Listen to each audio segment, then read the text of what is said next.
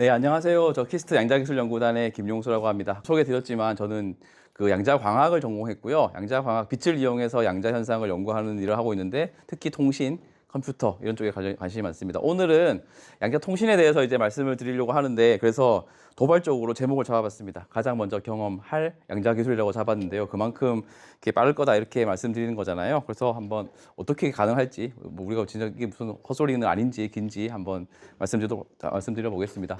제가 이게 잘 안 보이긴 하는데 오늘 말씀드릴 이야기를 크게 몇 개만 쪼개서 말씀드리면요. 우선 양자 암호 통신이라는 말도 들어봤을 것 같고 양자 통신이라는 말도 들어보셨을 것 같아요. 그래서 제가 생각하는 이게 뭐 틀릴 수도 있는데 누구 사람마다 약간씩 다를 수도 있으니까 양자 통신이랑 양자 암호 통신에 대해서 말씀을 드릴게요. 그리고 나서 양자 암호라고 양자 암호 통신, 양자 암호가 안전하다고 하거든요. 근데 왜 안전한지에 대해서 저만의 인사이트가 있다고 하면 아무튼 저만의 해석을 가지고 좀 더 이렇게 수식 없이 수식을 한 줄 가지고 이렇게 설명을 드려보도록 하겠습니다. 그리고 이거 어디까지 왔는지 어떻게 하고 있는지 우리 말씀드리려고 하고요. 그리고 이제 앞으로 양자 뭐 더 나아가서 양자 통신이 앞으로 어떻게 될지에 대해서 말씀을 드리는 걸로 시간을 한번 발표를 해보도록 하겠습니다. 그 양자 통신 말씀드리기 전에 당연히 통신 이야기 해야겠죠. 저는 물리학과를 나왔고요. 물리학의 가장 기본은 항상 학문의 가장 기본은 정의부터 보는 겁니다. 그래서 제가 물어봤어요. 요즘에는 네이버 사전도 찾아볼 수가 있지만 챗GPT 같은 것도 물어볼 수 있으니까 물어보니까 통신이란 정보를 한 지점에서 다른 지점으로 전달하는 과정이라고 하더라고요. 물론 우리는 디지털 시대의 정보는 비트로 표현하고 있고 0과 1의 비트를 표현하고 있고요. 어떻게 옮기냐?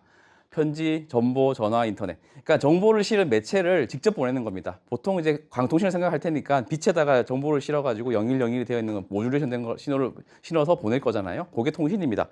양자 통신은 뭐냐면은 똑같게 양자 정보를 이것도 양자 정보를 한 지점에서 다른 지점으로 전달하는 과정이 양자 통신이 될 거고요.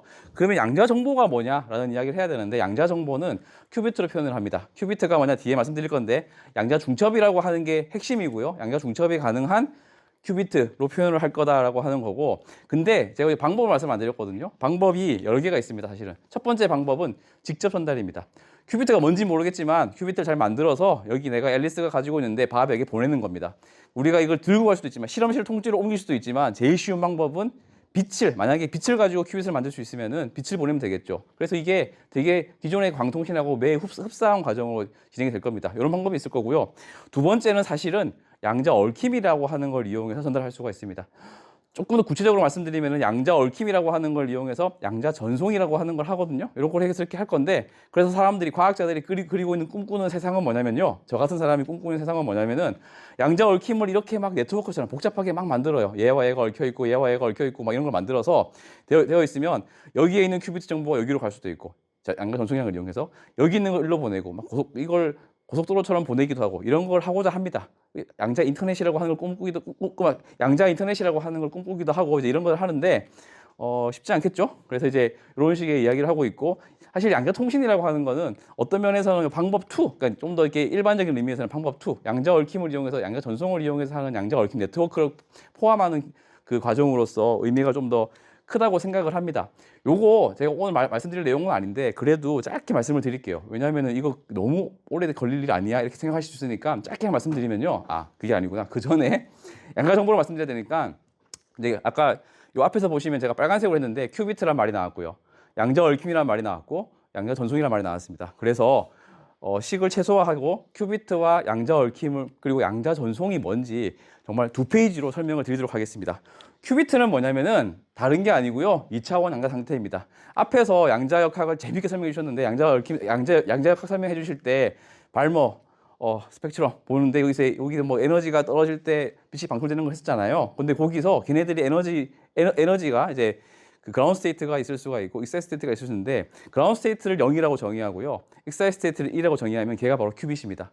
그러니까 원자가 있으면 당연히 큐빗을 가지고 있는 거예요. 근데 그래서 그걸 0이라고 하고 1이라고 정의를 할 수가 있는데 이게 왜 다르냐고 하면은 이 녀석은 중첩이라고 하는 걸 허용할 수 있습니다. 중첩이라고 하는 걸 가지고 있는데 중첩은 뭐냐면 섞여 있는 건데 흔히 0이 요런 스피어에서 0이라고 하는 상태가 북극에 있고 1이라고 하는 스테이트가 남극에 있으면은 0하고 1 사이의 중첩은 요 지구본의 표면에 있는 모든 점을 다 가질 수 있습니다. 걔를 갖다가 개수 알파랑 베타를 써가지고 알파 0 더하기 베타 1이라고 표현을 하거든요. 그러니까 알파가 1이고 베타가 0이면 북극에 있는 거 0 스테이트.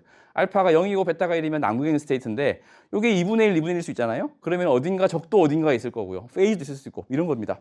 이게 있으면은 그러니까 기본적으로 이게 큐빗이고요. 이제 다 아실 거라 생각하니까 양자 얽힘은 뭐냐? 양자 얽힘은 이런 거 시작해 보겠습니다. 그림이 깨졌는데 깨졌죠? 깨졌네. 자, 그림이 깨졌는데 우리가 생각하는 건 뭐냐면 A라는 큐비트와 B라는 큐비트가 어떤 값인지 모르겠는데 이 큐비트 두 개가 항상 반대값을 가진다고 생각을 해볼게요. 그 말은 뭐냐면 A라는 큐비트가 북극에 있는 점이다. 0이다. 그럼 B라는 값은 남극에 있어야겠죠. A라는 큐비트가 이게 플러스다.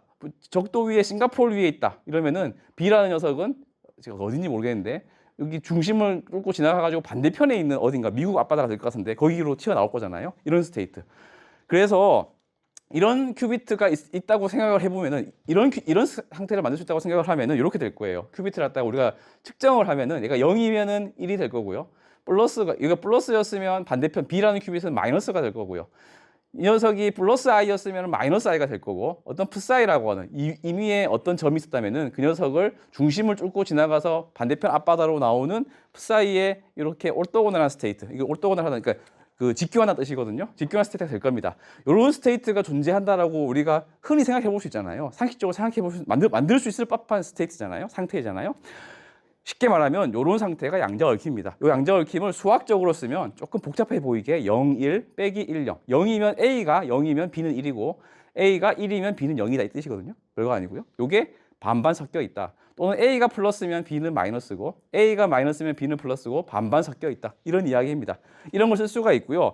되게 간단해 보이잖아요. 그렇죠? 이게 양자 얽힘이니까. 그래서 이런 거 갖다가 우리가 이제 주의해야 되는 거는 이게 왜 양자 얽힘이냐? 이거 반대로 되는 거 이거 우리가 생각해 볼 수 있는데 예를 들면은 요거 상황에도 여기서 배터리가 있고 스위치가 있고 벌브가 있을 때 여기 스위치가 켜져 있으면 불이 켜지잖아요. 이거 스위치가 온이면 벌브가 온이고 스위치가 오프면은 벌브가 오프인 요 두 개가 얽혀 있는 이런 상태를 생각해 볼 수 있잖아요. 야, 이것도 얘랑 똑같은데 얘랑 얘가 뭐가 다르기 때문에 얘는 양자 얽힘이라고 하고 얘는 양자 아닌 것 같은데 라고 설명할 수가 있을 텐데 이 경우에는 요 온, 오프 사이에 플러스 마이너스니 하는 이런 걸 쓸 수가 없습니다. 이런 중첩 상태를 가질 수 없는 온과 오프의 중첩이 없기 때문에 기본적으로 이런 중첩을 가지지 못하는 이런 고전적인 상태들 간의 얽힘이 아니라 상관관계를 가지고 오는 양자 얽힘을 만들 수가 없습니다. 그래서 얘가 특이한 거예요. 아무튼 중첩이 특이하고 이거 중첩이고 얽힘입니다.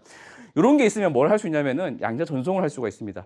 양자 전송이라고 하는 게 이런저런 게 있지만 얼마나 이게 쉬운 기술인지를 말씀드리기 위해서 12년 전에 한 실험을 가지고 왔습니다. 12년 전에는 매우 지금도 143km 되게 멀잖아요. 이게 그 대서양에 있는 섬이거든요. 대서양에 있는 섬 두 개 천문대를 빌려가지고 이걸 한 건데 예를 들면 실험을 간단하게 말씀드리면은 양자 얽힘을 만든 거예요. 양자 얽힘을 만들어가지고 하나는 여기에 있고요.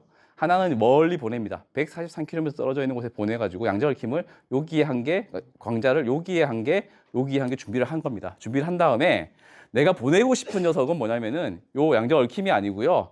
얘가 가지고 있는 요거 1이라고 보이는데 여기는 또 다른 광자예요.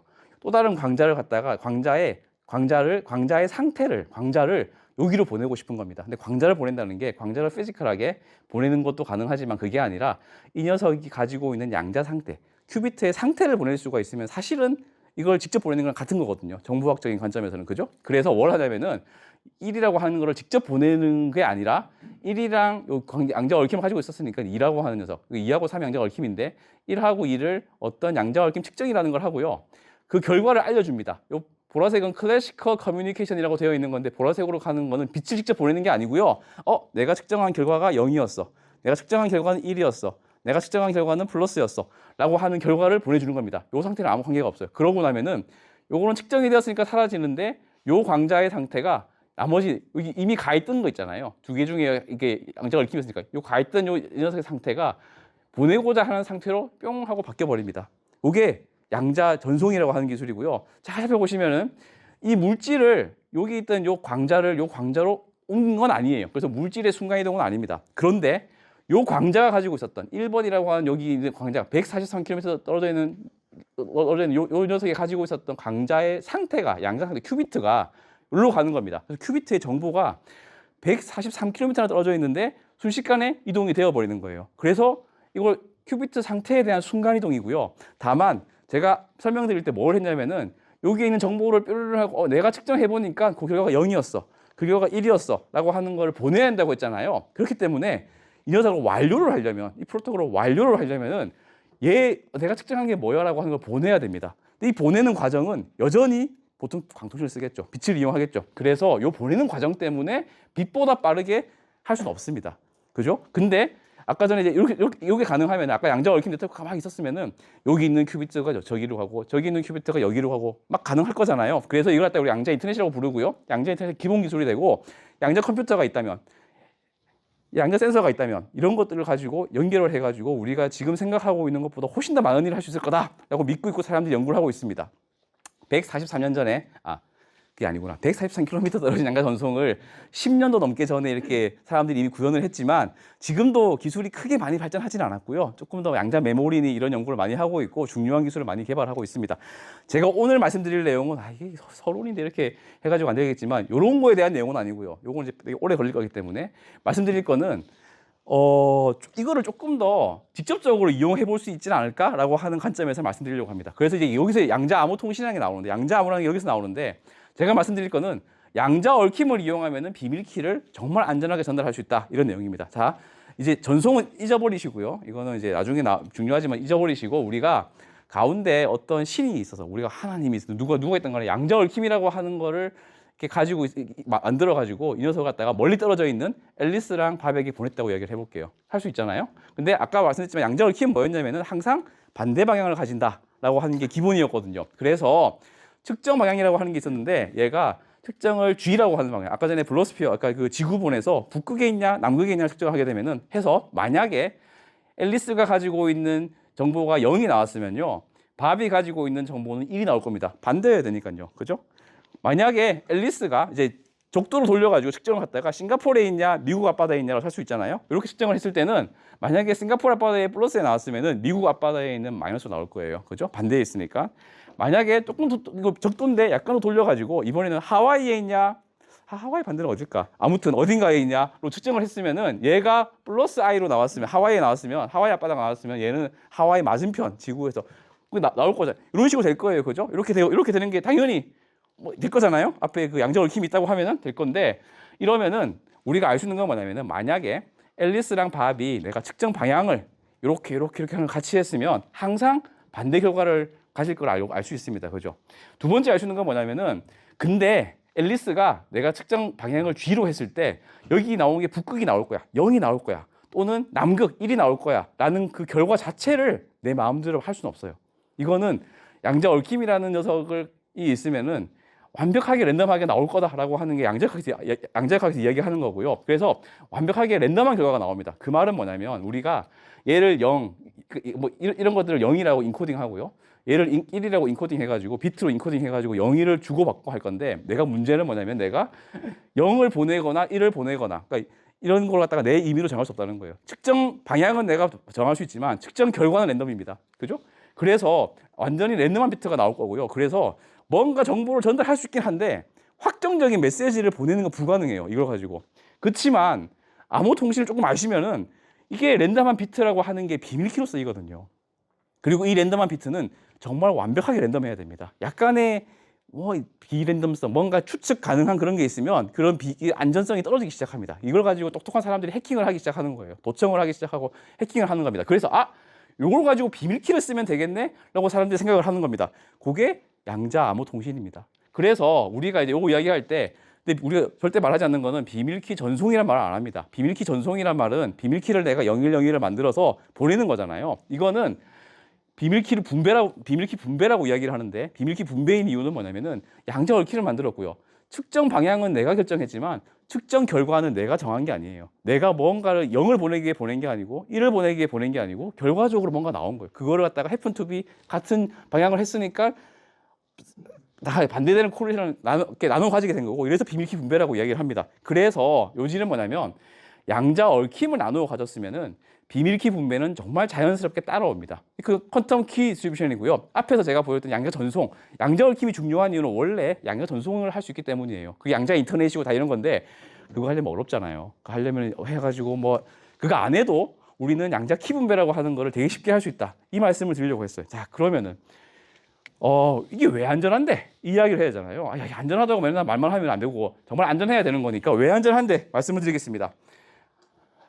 양자 얽힘이었잖아요. 저희가 조금만 어려운 내용 말씀드릴게요. 양자 얽힘에 모노가미가 있습니다. 모노가미는 한국말로 번역하면 일부 일처제예요. 남편이 한 명 있으면 아내도 한 명 있어야 된다는 거예요. 이게 뭐냐면은 A랑 B가 이렇게 아까 반대로 있다는 그런 건데 항상 반대로 있는 양자 얽힘 상태에 있으면 얘들은 항상 A의 짝은 B여야 되지 제3의 큐비트, 제3의 어떤 것이 있어가지고 얘가 얘랑 어떤 한 상관관계도 가질 수 없다라고 하는 게 잘 증명이 되어 있습니다. 수학적으로도 되어 있고 실험적으로도 되어 있고 양자역학이 옳다면 이거는 증명이 되어 있어요. 왜 그러냐라고 물어보시면 안 됩니다. 그래서 받아들이시면 되고 그래서 그 말은 뭐냐면은 이 녀석들이 반대로 되는 결과를 가질 수가 있다고 하면은 앨리스랑 밥 이외에 제3자는 누가 아무리 이걸 알고 싶어도 얘를 알 수가 없는 거예요. 그래서 비밀키가 완벽하게 안전하게 되는 겁니다. 꼭 그런 건 아니지 않아요?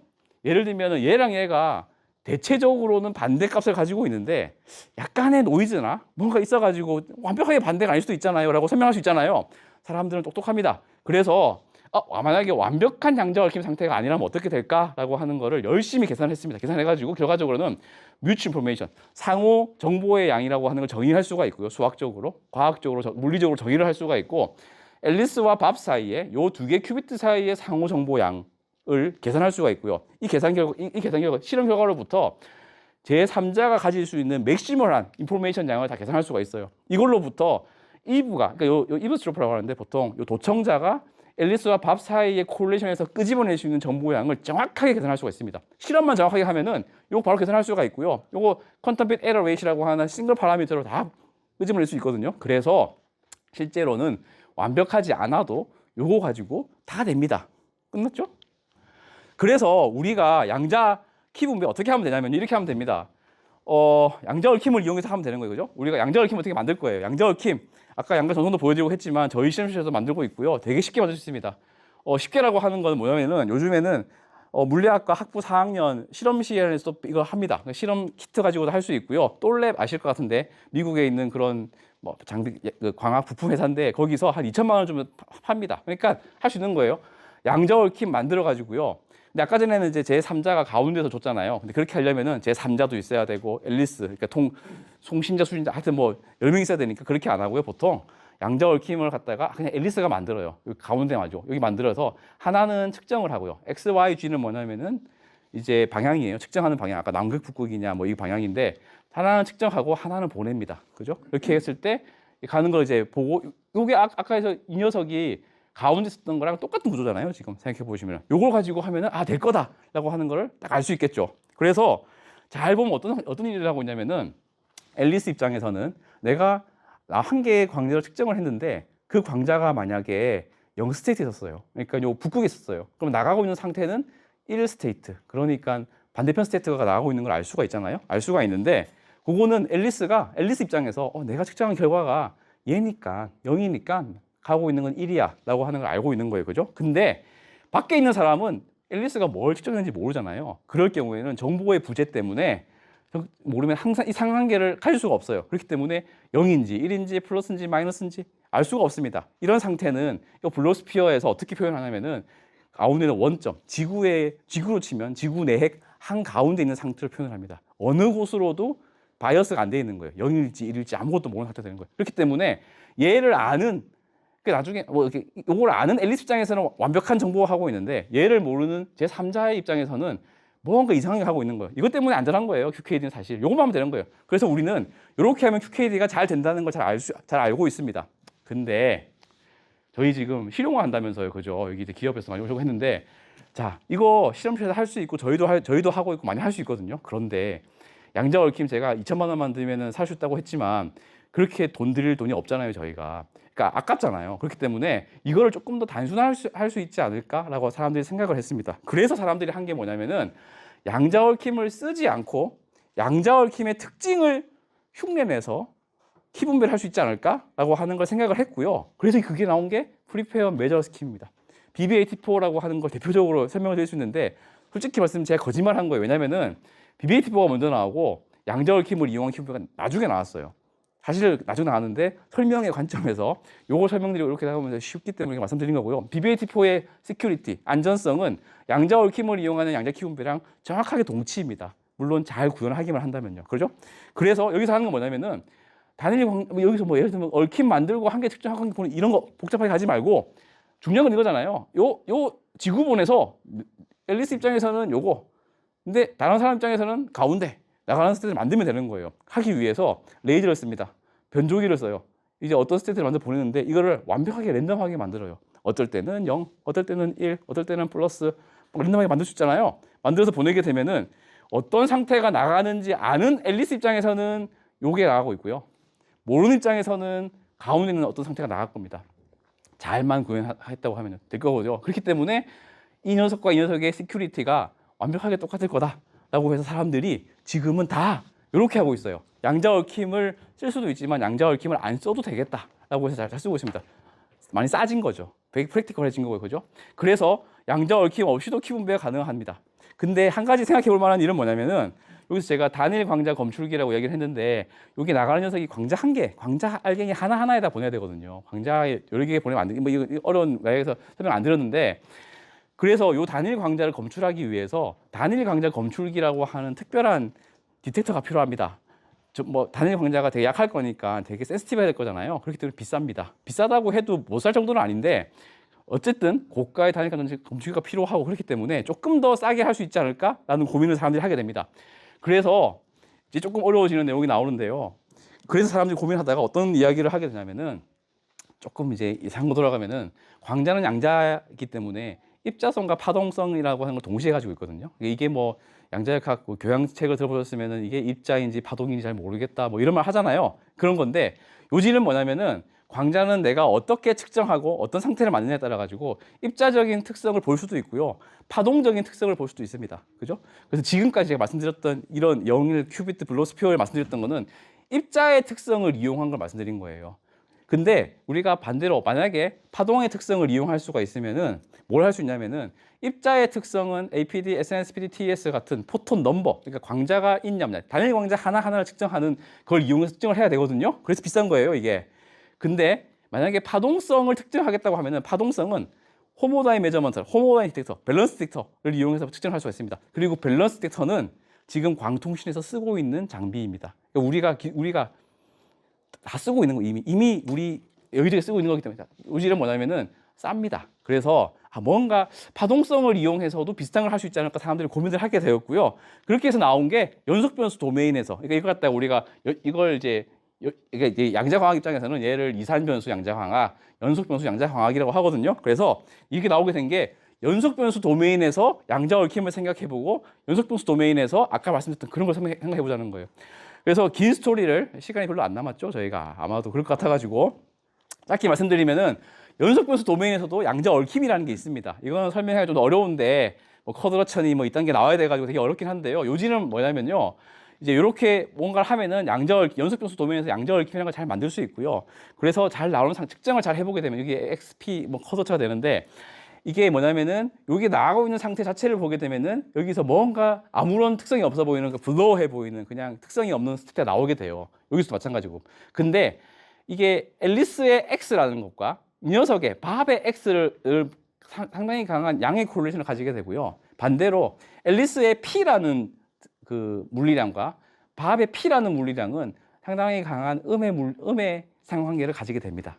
어쨌든 이게 뭔지는 넘어가서 근데 요런 상관관계가 있는지 측정하는 방법이 아까 호모다인 메저먼트라고 하는 거고, 그러니까 클래시컬 커뮤니케이션에서 사용하고 있는 방법을 사용하고 있다는 거고요. 그래서 이런 코릴레이션을 가질 수가 있고, 앞에서 제가 완벽하게 반대로 나오는 큐비트의 상관관계를 이용해가지고 비밀키를 나눠갈 수 있다고 했는데, 그거 비슷하게 조금만 더 복잡한 작업을 하게 되면은 요 특성을 이용해가지고 비밀키를 나눠갈 수 있게 되는 거예요. 이거 가지고 우리가 양자 암호 통신을 할 수 있지 않을까라고 생각을 할 수 있고요. 당연히 할 수 있습니다.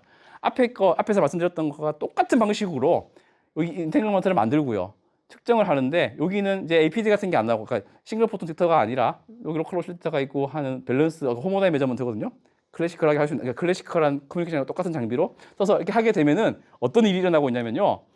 이게 XP 뭐 스페이스라고 하는데 무슨 일이 일어나냐면은 앨리스의 측정 결과를 알고 있으면은 내가 보내는 상태가 이 파란색과 같이 데피니트 스테이트예요. 이 상태가 나가고 있어라고 하는 걸 알 수 있는 거예요. 하지만 앨리스의 측정 결과를 모르는 사람 입장에서는 어떤 게 나가는지 알 수 없고 이 빨간색 흐릿하게 블루하게 나온 것처럼 뭔가 정보가 없는 게 나가고 있는 게 되는 겁니다. 이걸 가지고 우리가 QKD를 할 수가 있습니다. 비슷하게 아까 했던 거 다 할 수 있어요. 다 할 수 있는데 이번에도 사람들이 똑똑하니까 투머 스퀴즈 베큐 이 인탱글먼트 만들기 어려운데요 라고 얘기할 수 있으니까 그럼 인탱글먼트 없이 해볼까? 똑같이 합니다. 그래서 레이저를 쓰고요. 레이저에서 앰플리튜드 모듈레이터, 페이즈 모듈레이터를 써가지고 이걸 랜덤하게 막 바꿔주면은 이 스테이트를 랜덤하게 X랑 P 상에서 랜덤하게 막 바꿀 수가 있거든요. 바꿔주게 되면은 마찬가지로 내가 모듈레이션 시켜주는 신호가 뭔지 아는 앨리스 입장에서는 데피니트한 파란색 정화 같은 이런 상태 나오고 있는 거고요. 이거를 모르는 사람들 입장에서는 블러우하게 빨간색으로 이게 희미하게 나오고 있는 거예요. 이렇게 될 거예요. 그래서 요거 두 개가 이퀴벌런트하게 된다라고 하는 걸 알게 되었고요. 그래서 이것도 마찬가지로 양자 얽힘을 이용하지 않는 CBQKD, 프리페어 메저 스킵이라 가지고 2002년에 G랑 G는 사람 이름이고 GG-O2 프로토콜이라고 하는 걸로 사람들이 제안을 했습니다. 그래서 이거의 장점은 뭐냐면은 제가 긴 스토리를 말씀을 안 드릴 건데 사실은 요 스킴을 쓰면은 고전 광통신하고 이것도 옵티컬하게 우리가 뭐 신호를 보내고 주고 받아야 되잖아요. 고전 광통신하고 동일한 장비, 동일한 소자를 써서 실험을 하는 겁니다. 프로토콜이 다르기 때문에 얘를 어떻게 제어할 거냐, 어떻게 뭐 데이터 처리할 거냐 다르죠. 다른데 어쨌든 장비는 다 깔려 있는 거고요. 깔려 있는 장비에다가 다른 소프트웨어를 입혀가지고 돌리면 되는 거예요. 그래서 중요한 거는 얘는 아까 싱글 포톤 딕터, 단일 광자 검출 같은 게 필요가 없는 거예요. 그래서 사실은 하드웨어적으로 할 일은 크게 없다. 이미 하고 있는 거에 확장판이다. 대신에 안전성 분석에 있어서 아까 길게 인텍 같은 모노가미 같은 이야기를 안 드렸는데 여기서 양자 안전성을 분석할 때 복잡합니다. 조금 어려운 게 들어갈 거고 그런 걸 좀 해주게 되면은 그래서 연속 변수, 양자 암호 통신이 가능할 거다라는 말씀. 그래서 사람들이 싸게 갈 수 있겠네. 뭐 이렇게 이야기를 하고 있습니다. 그래서 제가 이제 왜 안전한지 말씀드렸고요. 얼마 안 남은 이 시간 동안에는 그래서 어디까지 왔는지 앞에서 두 개 말씀드렸던 거 어디까지 왔는지를 말씀드리겠습니다. 아마 네이버 찾아보시면은 그 기사가 많이 검색이 될 거예요. 그래서 제가 말씀드릴 내용은 그냥 뭐 이거 찾는 거 사실 귀찮고 해서 제가 솔직히 말씀드리면 논문 중심으로 학술적인 내용 중심으로 기사에 나온 건 약간 블러핑도 많으니까요. 저희가 알아서 찾아보시고 논문 중심으로 몇 개만 말씀드릴게요. 한 3페이지만 말씀드릴게요. 우선 장거리입니다. 이산 변수라고 했는데 앞에서 말씀드렸던 그 싱글 포톤 딕터를 이용해야 되는 그 스킴을 가지고 말씀드린 거고요. 중국이 잘한다는 말 많이 들어보셨죠? 중국이 잘합니다. 근데 최근에 뭐 여기저기 잘하고 있고요. 사실 올해 네이처에 나온 논문에 따르면 도시바 유럽, 그러니까 이제 도시바는 일본 기업인데 유럽에 랩을 가지고 있고 여기서 QKD 많이 하고 있거든요. 도시바 유럽에서 이제 250km 정도의 양자암호 통신을 했다고 완벽하게 그러니까 풀 스태킹을 해서 다 했다라는 논문을 발표한 게 있고요. 여기서 이제 얘네들이 주장했던 바는 뭐냐면 제가 APD 기반이라고 적어놨는데 옆에는 뭔지 모르겠지만 초전도 단일 광자 검출기라는 말이 있잖아요. 단일 광자 검출기를 만드는 방식이 여러 가지가 있는데 APD는 싼 방식이고요. 초전도 단일 광자 검출기는 초전도라는 말이 들어가니까 비싼 방식입니다. 그러니까 얘들은 싼 거 가지고도 우리가 250km나 했다 이런 식의 얘기를 하는 거예요. 이런 실험을 했고요. 사실 제일 잘하는 데는 중국입니다. 중국은 중국 과기대에서 이미 2023년에 1000km를 실험실 아니긴 하지만 1000km 떨어진 곳에서의 양자 키분배 실험을 했고요. 물론 비싼 초전도 단일 광자 검출기 썼습니다. 이거 써가지고 한 게 있고 사실 사람들이 놀라는 이유는 이런 거죠. 2021년에 이미 4년 전에 인공위성과 그다음에 베이징부터 상하이까지 되어 있는 양자암호 네트워크를 하고 했습니다. 이런 것도 하고 있고 여기서 여기까지 2000km라고 이야기하고 있고요. 논문 나오고 있고 올해는 사실 중국 과기대에서 똑같은 팀에서 하는 실험인데 이때 썼던 그 인공위성은 되게 큰 거였거든요. 비쌀 거잖아요. 올해 했던 거는 이 인공위성을 다른 걸 발사해가지고요. 마이크로 세틀라이트라고 해가지고 크기는 잘 모르겠는데 수십 킬로그램 수준의 조그마한 거에다가 다 때려 넣어가지고 그럼에도 불구하고 우리가 양자암호 통신이 된다. 이런 걸 했습니다. 약간 스타링크 같은 그런 게 생각나는데 일론 머스크가 하고 있는 이런 것도 가능하다. 물론 중국인이가 가능합니다. 이런 거 하고 있습니다. 아까 제가 연속 변수 QKD 말씀드리면서 싸게 넣을 수 있다고 했는데 그런 것도 사람들이 많이 하고 있습니다. 이것도 중국이 막 나와가지고 마음이 아픈데 예를 들어서 2019년, 2020년에 이제 예를 들면 이제 실험실에서 한 200km 정도에서 연속 변수 양자 암호 통신, 아까 전에 말씀드렸던 그거를 이렇게 싸게 할 수 있다는 거, 그걸 구현한 게 있고요. 덴마크나 미국에서도 이제 실험실에서 10km, 실제로 10km에서 실용망 같은 걸 했는데 TLO, LLO 막 이게 있는데 이런 것들은 나중에 혹시 궁금하시면 말씀드리겠습니다. 이런 걸 하고 있습니다.